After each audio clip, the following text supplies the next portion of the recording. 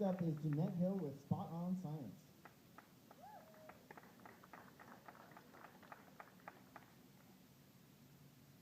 80% of healthcare decisions are based on diagnostic tests.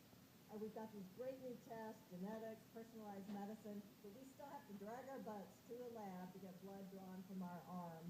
It's a pain for us, but for people who really need it the most, like the elderly, people who are homebound, who live in a remote village in Africa, it's really critical. Our solution is HemoSpot. Small device, you stick your finger with a lancet, put 2 drops of blood on it, drop goes inside, spreads out on the filter paper. You close it up, and there's a drying agent inside. That dries the sample. Once it's dry, it's stable at room temperature for years. Then you scan the QR code on the back with your phone, puts a time, date, location, patient information, were you fasting or not. Then you send this in the mail to the lab. They take a sample, get the results, send it back to your phone, send it to your doctor, send it to your health records.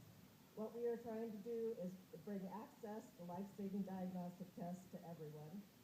Wow.